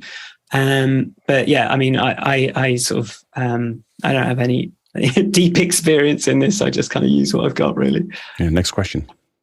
Next question from Kenneth Jones in Seattle, Washington. Not to be too crass, but anyway, is there perhaps an Office Hours discount code available for pro users? It sounds like our discount is knowing that it's happening right now. All the people listening to YouTube tomorrow, you should have been at the live show. Yeah. You guys and the mailing list are the people that know. That's great. Just another thing on one of the early things I did find with an iPhone mount is look for a selfie stick with a proper screw thread for like $5, and you've got yourself a phone mount. Right. Yeah. And I have one. Anyway. I thought I have it here, but I don't have it. My other phone has the Peak design, which has little magnets and it has a little snap into it, and it fits on all those things. Next question. Anyway. Dave Burke in Alexandria, Virginia. Many of us have trouble running OBS on Mac. What's your recommended setup for a Mac to work with Shoot? Go ahead, Michael. I like Air Server and AirPlay from Shoot. This tends to be my go-to. The latency is weirdly low, which kind of freaked me out when I first made the app in 2015. I was like, "What? How is this possible?" Even lower because there's something going on with my ATEM that seems to add quite a lot of lag to the video feed. But like I find AirPlay and then Air Server is a sort of $15 Mac app that gives you an AirPlay receiver, and that puts out a siphon feed, which is sort of a feature they don't even advertise really, but that will then show up in OBS or Ecamm actually as a camera source. And so siphon being the sort of low level, video protocol that shares the metal textures underneath or WebGL, OpenGL textures. I like doing it like that. But it will work over USB as well. You just have to crop in a little bit. And I have stuff on Squares TV if you just want to check as well. So there's in the help as well, it will kind of point you at OBS instructions, which should have some information on that. Yep. Next question. Paul Valhus in Austin, Texas. Can you demo the telestrator? I'm a bit scared. The telestrator, yeah, of course. Sorry, I was like, I thought it said the teleprompter, then I was like, oh no, Bluetooth, what's going to happen? Right, let me see. Connected device. So this is me. Oh, my microphone's kind of in the way, but we'll see. So you can bring up the little drawing tool, and you can just start drawing on the screen, and that you can change the color, do all that kind of thing. Double tap. If you double tap by accident, you can undo, and that will bring back what you just had. So you can put a background on by pressing that button, and you can. What's the other thing? 2 fingers up will undo things like that, and then we've got this hello. Of course, it's good. I'm probably shaking. Hello. That will do the text onto the screen. So you just draw a line. And that will, so if you just wanted to say, okay, this is my, microphone. So you can just put a little label, and that's not a microphone, obviously, but yeah. So that's essentially the tele. And you can also go switch it to Italian, go buongiorno, and sort of have it in a different language as well. So that's basically the telestrator for you. And it's really, again, I've used it a couple times on MacBreak. Just wanted to show something like, here's my camera, and I can sit there and circle something that I'm interested in. If I don't have, obviously I have a different one that's here as well. So, but they both work well. Next question. Bobby Rafferty in Central Florida. Is there compatibility with Windows PCs as well? Good. Windows PCs, obviously, if you're using HDMI, then you can plug in whatever, and your ATEM will turn into what it needs to turn into as a webcam. Air Server is actually available for Windows, and people use it effectively. So the same way I said for Mac, you can actually get a Windows version of that and then AirPlay to it, and that works. But as for USB connections, I am not enough of a masochist to learn all the Windows frameworks required to implement that. Next question. Douglas Carmichael, you mentioned Ecamm connectivity as a selling point of your app. Can your app also connect to mimoLive as seamlessly? Have you connected to Mimo? I had to look that up. I did see the question earlier. So I haven't used it, but I see it's got NDI. So you can do it over NDI if it takes HDMI, if it takes, I don't know if it supports Siphon. That would be a question for me. Okay, so if it supports Siphon, then you're good. And then if it can, especially, the only thing is Ecamm does surface a connected iOS device as a camera, which is a decision they've made at some point. So I'd have to see what happens when you plug in the device itself and whether it thinks that's a camera. But either way, like the fact OBS you can add in a connected iPhone as a video source. So I see no reason to believe that they wouldn't also support that. Yeah, it does have an iOS device video here, so I think that we might be able to make that work. Next question. Craig McFarlane from Boston, Massachusetts. Are there requested features or product directions that you have no intention to support? That's a new one. Like, what are the things that you're not going to do with this app? Anything that you've decided that you're just like, that's not you're not going to build a PC version? Sounds like. I'm not going to build a PC version. Or an Android version. There reaches a certain point of complexity. I mean, it's not really a super simple app as it is. And as I get, certainly as I've heard more requests for the telestrator features, I've said, look, this is not the right form factor for like a proper telestrator. I want to support Apple Pencil properly. I want to be able to take NDI feeds. I want to do load videos from my media library. At that point, people say, can you add this to Shoot? I say, I think this is a new app. This is something else. So it kind of, but I'm a sort of, I am of the Steve Jobs mindset. Like people tell you what, I don't really listen to what they're telling me they want. I sort of listen to what they need and try and design something elegant that will solve that problem. So you might get it in a different way. But I'm trying to think like, what is there something I've just said no to? I was really resistant to NDI for a long time, because it just always seemed like this slightly janky thing that needs a really strong network connection to work. But, having sort of played with it this last couple of weeks and finding out they do have all this sort of compressed video support, because I wanted to build my own peer-to-peer special thing that uses the meeting, like the video conferencing frameworks that Apple provides for sort of hardware encoding, and use the sort of peer-to-peer connection capabilities. But it was more time effective to use a standard. I'm actually really glad I did that. But nothing like I have said, no, I will never do that.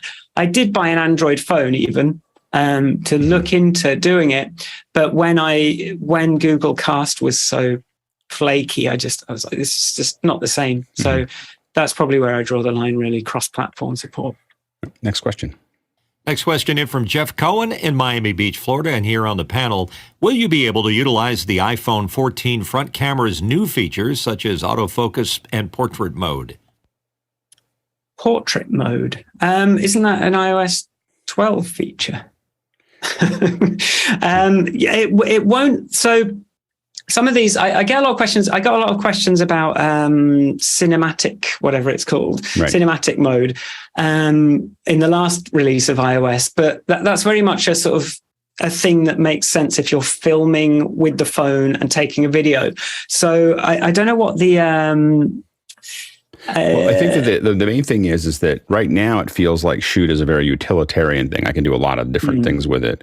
And then there's it hasn't really butted that much up against things like Filmic Pro, because Filmic Pro is really designed as a filmmaker. I'm going to have these controls, and it seems like, is there a place that you've kind of delineated your app from what they're doing? Yeah.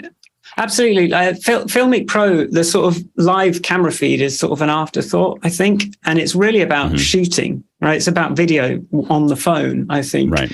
Whereas Shoot is really all about using the phone as a camera and recording on the computer or streaming on the computer. So that's where the line goes. So the stuff that's easy in Shoot is anything to do with OBS, anything to do with Ecamm, that kind of thing, which, and it exposes the stuff that's going to make sense in that environment. and doesn't sort of get too crazy with the sort of really advanced like focus. I have got like a mental note to try and figure out this focus peaking question and some stuff like that. But it's I think that they're just quite different use cases. Really, this is more a webcam, Jeff, you were going to add to your question.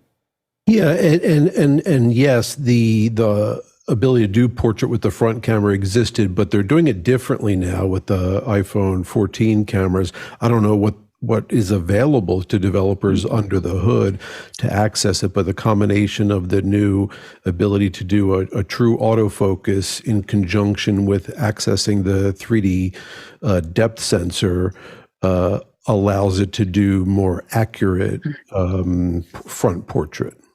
Yeah. As well as simply the ability to do true autofocus. So for portrait mode, you just, and this might not work. We've got to pull down Control Center with slightly sweaty hands. Portrait mode, you can turn on the effects in Control Center, and that will propagate into shoot. So portrait mode, it might not work because it has to be in 1080, but yeah, look, so we've got a blurry background from portrait mode. And then any focus improvement, that is weird because my camera's at an angle, any focus improvements they've made will just naturally propagate into shoot. Right, so you're not doing that, you just have the ability to pull that from iOS. Yeah, Apple exposes various things you can control about the devices, and that's this sort of massively growing list of possible little features and modes, and you have to see, is this mode supported? Yes, okay, then we'll do that. Turn off super smooth scrolling because it introduces latency. So it's really like I'm sort of sculpting Apple's underlying frameworks to this particular use case, essentially, and not trying to do anything like clever myself. Like if I started trying to implement focus, that would never be good. Well, then the beauty is then these are free upgrades for you and the app by way of Apple. Great. Exactly. Great. And next question. Josh Kaufman, Pittsburgh, PA. Have you thought about how you might manage the influx of former Filmic Pro users that'll be migrating to Shoot because of the move to a subscription model for that app?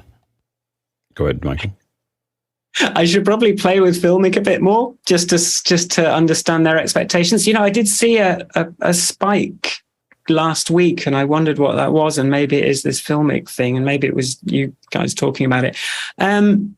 I think I react to emails I get from Filmic Pro users and try and figure out their mindset and how I can help. I still feel like they're two very different apps right now. Like I don't think that you couldn't do a lot of what Filmic Pro is doing, but its whole interface is really around, I'm going to shoot something that I'm going to use in post-production, that I need all the controls that I can squeeze out of the phone. And I think yours feels much more like it's really designed to use in a live environment right now, at least, and they have so for you, recording to the phone is a side thing. For them, going live is a side thing, exactly. So, yeah. And I think there's also an element of, I think Filmic's quite hands-on. So you might be pulling focus, or you might be actively doing things as you're filming and moving the camera around. Whereas I think because I've come out of this solo live stream mindset, it means that it's quite hands-off. I want it to just be something I stick there and don't have to worry too much about. Yeah, absolutely. Which is another contrast. Next question. Next question in from J.J. McKenna in San Rafael, California. Now that we have the perfect Fenwick Framer built in, how long before we can build a lower Fenwick in the app? Or will these NFTs only remain available from the source? Are you familiar, Michael, with the lower Fenwick? I'm massively confused by that question on two levels. Yeah. So please. Yeah, the lower Fenwick is I don't know if someone can throw up their lower Fenwick, but I can do it. Yeah, there you go. Yeah, so, who would be able to do that? Yeah, Fenwick. Fenwick's here. Yeah, so the lower Fenwick is a description of our audio pipeline of how it gets to Zoom, and it's another Fenwick creation there. There's going to be a whole Fenwick line here, but there's and as soon as the final merge with finishes, and we have proof of stake instead of proof of work, we'll be able to make those Fenwick frames NFTs. Anyway. Well, let me show you something. This is something I did on Squares TV that for some reason I thought people would want. So I did an interview with a DJ, and then I said, well, let me make it so you can sort of step through each aspect of his rig and sort of see how it all connects together, see the different kinds of, so if we just come out, so you can sort of hover over and see what each thing is. Oh, this is I might have a bug. Here's the ATEM Mini, like how there's, I sort of bring in the price and things like that. But yeah, I really love the idea of helping people understand how to plug things into other things. So it's something, maybe not the Fenwick version, but certainly That's something great. that I That's enjoy. great. Very much. Next question. Harshid Trivedi from Daytona Beach, Florida, and here on the panel. Surely this is an iOS product, but do you have any thoughts on an Android device? I think we already kind of managed that. It's probably not in the cards. Next question. Hasmut Gajar from Cape Town, South Africa. I purchased Shoot 1-year premium updates in February of this year. How do I take advantage of the 10-year license? There is an upgrade button. If you just go down and press Pro and so you scroll down on the left. Let me just show you. It can be easier to show you. But you scroll down here and where it says Pro, just tap on there and it will give you the option to upgrade. Yes, it will give you the option to upgrade. Now you'll get a discount. The new one, I don't know what that discount would be, so I've just sort of made them the same price. So another reason that tomorrow is. It's a bargain today, he says, as a marketer, not used to selling things. Exactly. It's good. This is definitely the day for us to all go. You should see a spike today, at least a little bit.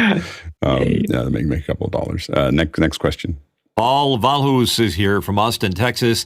And Paul asks, Douglas Carmichael asks, does your app automatically trigger Do Not Disturb to disable incoming communications while the app is in use? How does that work?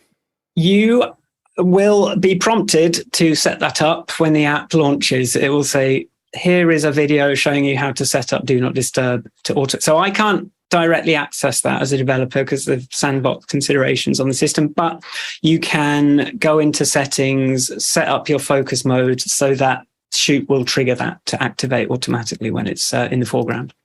And there are instructions provided as part of the initial sequence, or you can go into the menu, find the video, or Next question. From Paul Valhus in Austin, Texas. Does the license cover both platforms, iOS and Android? I think we've covered that. Doesn't. We'll go to the next question. Next question coming in from Deborah Woodfork in Washington, D.C. How do you see the options for in-app purchases? So that's the thing I just showed, where you scroll down and you see it either says basic, free, or pro. You tap on there, and then there's, I'll show you again because there's you can scroll down, you can find this little button down here. It's not the most aggressive thing, but so there's these three options here, and then there's also a little compare screen that shows you what you're going to get with each one. So it's down there, or if you've still got a watermark, which will happen if you're on a basic plan and you turn on the telestrator, you can just tap the watermark. That's great. Next question.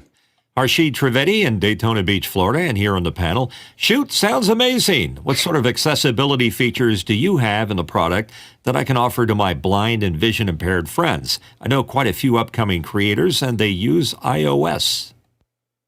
I would love to talk to you about this more because I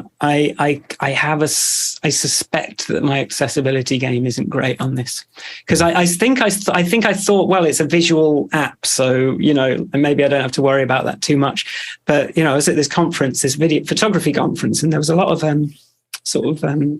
vision impaired people there, which I was quite surprised. So definitely interested in a chat if you want to reach out to me, and we can figure out what is needed. Yeah, real quick, Harshid. If I could just add to that, basically, if your buttons are labeled and such that, or if someone comes into the frame and it lets you know, hey, frame up, frame down, frame left, right.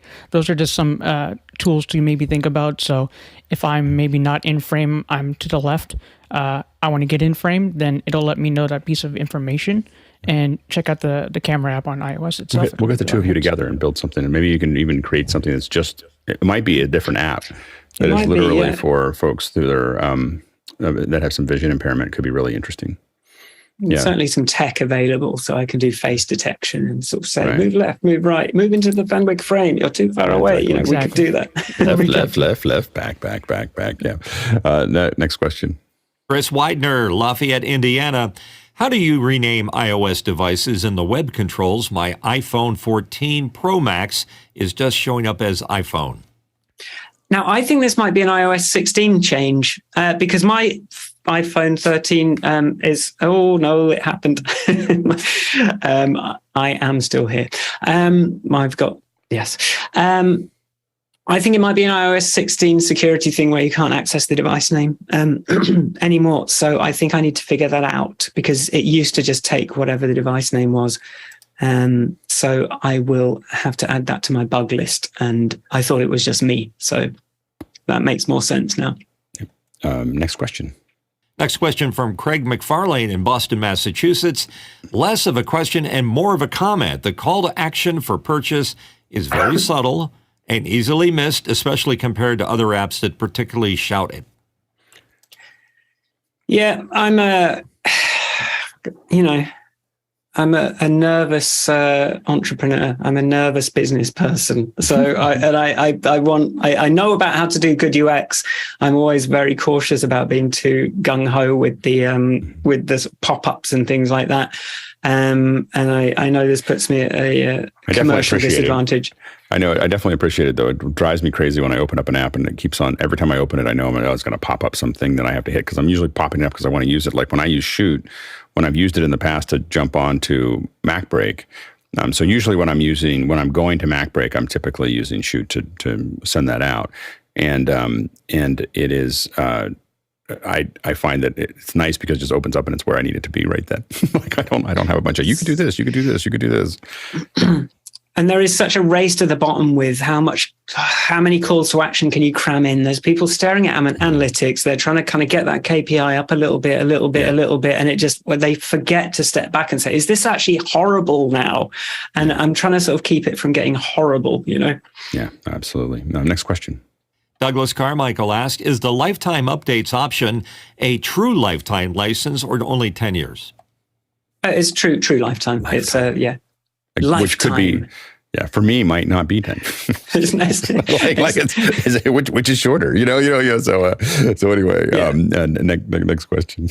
And it's from Guy Cochran in Seattle, USA. He continues, I just did the lifetime upgrade, and it says updates until 23 September 3022. Yes, 3022. Did I just get a 100-year license? It sounds like it, yeah. I just put in a future date for it. You're not really accounting for like what happens if the technology gets so good and I get frozen for a little while and then I wake up in 3025 and my Shoot doesn't work anymore. Look, your email support will sort you out. Okay, your grandkids will sort me out. Yeah. All right, next question. Douglas Carmichael, what languages is it written in? Objective-C or Swift? It's Swift. I'm a Swift. I like my Swift where I can. There's little pockets of Objective-C. And then there's a bit too much UI kit in there as well, whereas I'd much prefer Swift UI for my user interface. But I'm having to be backwards compatible. But yeah, lots of Swift. Next question. Jeff Cohen, Miami Beach, Florida, asked, using Markup to annotate an image in iOS has the very hidden feature that lets you draw shapes or arrows. Hold down and you're automatically straightened. Are you able to utilize that functionality? I have not found a way to do that, although it is related to something that I have been doing in my another app, the spin-off app Video Pencil, where I'm able to take the Apple Pencil controls and use those, which gives you an awful lot of nice telestrator functionality. But I've sort of dipped into Markup, but trouble is it's really hard to search for because it's got such a generic name. And I think I just sort of had a quick look and then didn't find anything. But it would be quite nice if I could figure out if there was a way of doing that. But I have not seen a way to do it in my explorations so far. Next question. Chris Widener from Lafayette, Indiana. Chris says, I'll be intrigued about the teleprompter function you mentioned. Where is that in Shoot? So you have to be on the front-facing camera, and then there's a little T icon. And then you need to use your other app that you had there as well to feed it, right? So what will happen is you'll tap on the teleprompter icon. It will say you need to use this with this app. It will give you a link. And how much is BeatSheet? BeatSheet is £49. which that got a price hike today. I did not want to warn anyone about that. But yeah, and then once BeatSheet's running, Shoot will get the Bluetooth detection, and the teleprompter will appear. But we'll save that demo for today, or maybe for after hours. That's great. Next question. Tom Ferguson, Phoenix, Arizona. Is there a way to automate AirPlay when opening the Shoot app? The answer is not as far as I know. I haven't found something. It's very much, can you imagine if an app could just start mirroring your screen unexpectedly? Like, that wouldn't be great. Yeah, no, absolutely. Next question. Kenny Hampton, Greenville, Illinois. Are training videos available which show the many Shoot functions and their use?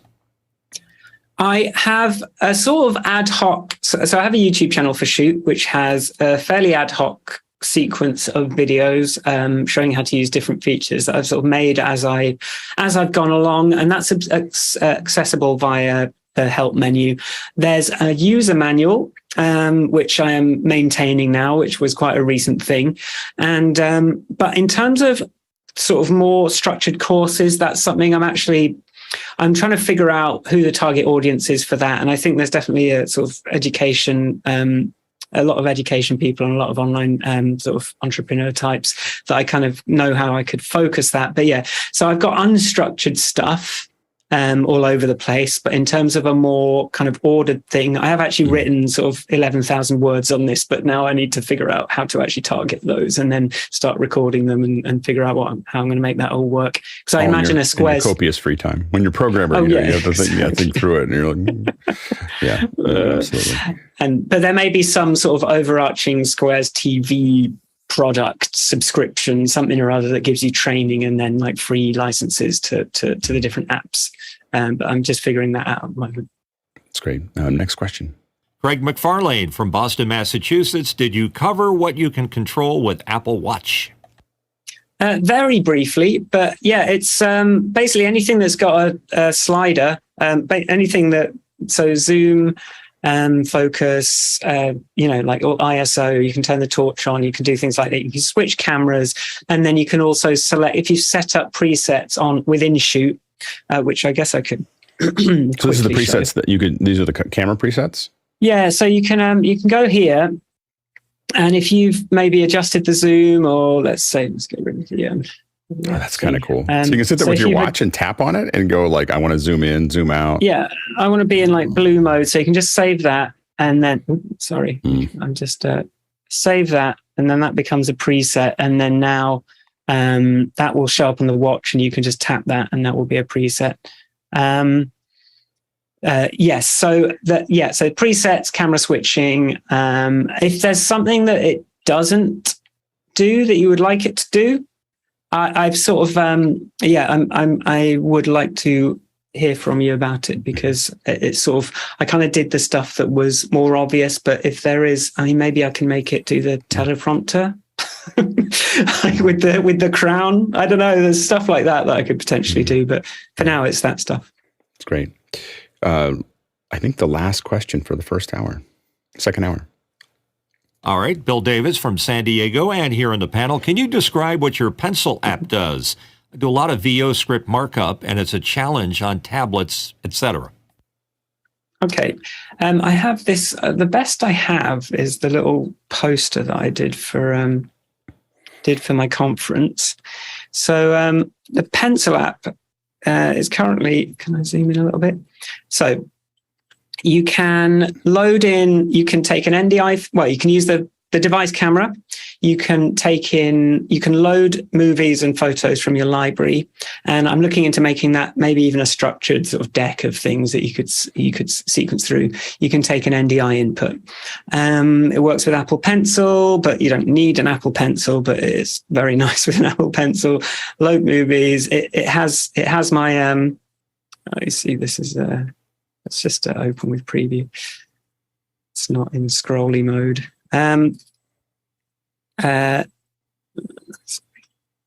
So it has this speech to text thing, and then you can output it the same ways that you can with Shoot as well. So AirPlay, dark background, and then also, and then one of the main things is, one of the things that made me resistant to adding too much stuff to Shoot was it's a little bit ad hoc in terms of how it constructs that image that is output. But I've done this one all in metal, so it's all sort of proper textures on the GPU and will be. In fact, I had it just running all day at this conference, and the battery sort of was like, I didn't even get a battery warning all day, because it's as close to the metal as I can get it, which also matters for latency. I mean, it means that it's playing Apple Pencils gives you stuff that gives you super low latency drawing anyway, but I wanted to make sure that I was doing a good job on that performance side and battery life side. Okay, so you're going to get a double dip into my bank account today. Thanks. Very good. Well, that's not out yet, so you'll have to contact me about the beta, and you can try it. But there are some things that need sorting out before that can be a. Thank you, Michael. Cool stuff today. Appreciate your being here. Got a couple more questions before we get to the end, so go ahead. Let's jump to the next one. All right, next question coming in from Jeff Cohen in Miami Beach. Any plans to integrate Apple shortcuts to be able to quickly load presets or any other functionality? I've done this for BeatSheet on the Mac, but I have not done it for is this someone who's on, like, sorry, what would the use case for that be? Well, if there is anyone I can ask. Yeah. In other words, using shortcuts and the fact that we can save and set presets, I could envision having some shortcuts set up that will automatically not only load the app, but load it with one of those presets. And then, of course, those can be either icons on the home screen or, better yet, Siri commands. So, I mean, without, okay, so maybe you've got, but it would be able to do that as well as other things. I have shortcuts. It would just tie it into the whole Mac platform. I mean, and that shortcut could also put you in do not disturb mode. So a lot of, and then we have, for instance, shortcuts that tie into. There's a lot of shortcut availability for something like Mix Effect Pro. So you could have a shortcut that you hit something, it changes what the camera's doing on your, iPhone going into it, but also changes what the ATEM's doing too. like all of that could be like having shortcuts, and you could do that with Companion, but shortcuts is a less geeky version of making that actually work, and a less webby version of it. It would just be tied into the system. So it'd be really interesting. It's a good idea. Yeah, that's it's one of those things where I definitely would need some concrete. Okay, we want to be able to do this so that I can just, because otherwise it's like I don't want to make everything in the whole app a shortcut, because it's I want to make stuff people are actually going to use. And we want to you've done it with the others, but it's not adding the shortcut itself. It's just adding the hooks to allow anyone creating a shortcut to do those things. And there's kind of the high level of shortcuts and the low level of OSC, that we have a lot of things that can control a lot of, like, we are very tied into the OSC framework to be able to control a lot of different things. And so shortcuts is something that someone can do relatively easily, but once you open up OSC, you tie it into our entire ecosystem. So that's something that would be really interesting to us. Well, that's definitely an OSC with a music background is something that I do enjoy, and just thinking about it, I've done this slightly sketchy Bluetooth connection with BeatSheet, but if I could just standardize that into some sort of OSC endpoint and do it that way, then that would feel a lot more It's kind of the lingua franca of what we do. So so it's a really important protocol for us. Next question. Chris Widener, Lafayette, Indiana. BeatSheets wants to control Ecamm? Yes. Oh, yeah. BeatSheet. One of the main. Sorry, did I just peak horribly? One of the things BeatSheet. One of the first reasons I built BeatSheet was because I wanted to be able to create a linear script and select scenes in Ecamm or in OBS, so that I could maybe have my title sequence come in and then have the intro and then have a break, things like that. So it's actually for if you're wrangling a more complex live show, that you can just, if you're using Ecamm or if you're using OBS, you can sort of take out that the sort of terrifying grid of options and keys that you have to remember to press and just say next, next, next. And then you are not doing this belly head thing, and you are able to perform as the host. Next question. Next question is coming in from Kenneth Jones in Seattle, Washington. Sorry, I missed out a Buy the Pro upgrade. Could you go over that again? Sure. I feel like some of these are weird softballs, aren't they? We're just excited. On the left hand, and it is important because we have to make sure we have this by tomorrow. Today is the day. Like it's okay. So if you've got a watermark, you just tap the watermark, and then if you haven't got a watermark, then you'll probably have fewer icons, and then you'll see it'll say basic here. Sorry, let me turn this on and point down here. It will say basic, but here it says pro. Tap on there, and then that gives you the options. So basic, continue, pro, lifetime. And then that's how you do that. And that's exactly the steps that I just used during the show to get to lifetime. so I as did I. Yeah. So as a whole bunch of us. Yeah. So anyway, next question.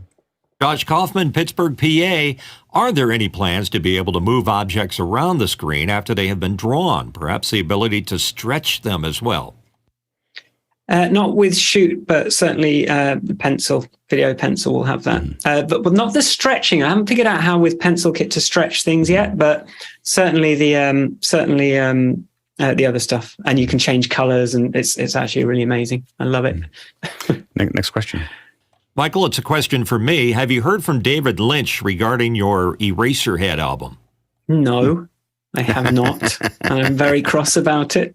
And also some random band copyright claimed on it who just happened to have used the same sample. And now I don't even get anything. Like, stupid. Yeah. Not yet. Very good. All right, Michael, thank you so much for your time. It's exciting to see what you're working on, and I think we're all excited about the product. So we look forward to it. I think a bunch of us upgraded, so you probably saw a little bump today. Everyone's getting into the lifetime mode. I think you sold it to the panel at least. So congratulations. I think it's like 70% of the panel bought it today. Yeah, that in the last hour. So anyway, it was a good hour anyway. But really love what you're doing with the product, and we'll talk more soon. Thank you so much to the producers for all the great questions. Tons of great questions for Michael. Tons of great questions at the beginning. So really, really well done. We traveled 98,000 miles, 98,428 miles, 158,000 kilometers. So not quite to 1K on United, but for one day, but close. And of course, we have just a reminder that Bill will be talking about Final Cut at noon. So stay tuned for that as well. And thank you to the panelists. Can't do this without you. Thanks to the great team in the back end making this. I got a ping from somebody. I won't name them on the show, but they're TV personality, and we had talked years ago about this thing I was doing in the morning, and I got this ping yesterday. I was just like, I just tuned back into Office Hours. Holy smokes! Like, what are you guys doing? And so it was a very good response there. So really, and that's just the hard work of a small village, maybe even a small city that is putting together this. And so thanks to all the hard work for everyone at every level, from organizing it to figuring it out to managing the RFI. We have an RFI documenter. Tlaloc today is the RFI documenter, like just someone just there to look at what's going wrong. So anyway, really, really great work by everybody on the back end team. And now we will jump into After Hours. A reminder, education tomorrow. It's all back on. It's going to be a great conversation. Okay. Now we're going to sneak away. Oh, see, there. Now, Mitchell, you can't do it. This is a quiet room. It's a quiet room. Don't start. Michael, thanks again. It was a great presentation today. I learned a lot. You're welcome. Do we have to move to After Hours ourselves? Yeah, you have to move to After Hours now by yourself because there's two different worlds now. In fact, I don't know. Are we using the webinar tomorrow? I don't think we are. I think tomorrow's the transition day. We have to figure that out. Could be a rough day. Could be a rough weekend. We'll see. I was trying to figure that out. Bye-bye. Alex, you just convinced me to maybe buy the Brandy Carlisle show and go just to report back. I need you to go and report back. Yeah, I think this is going to be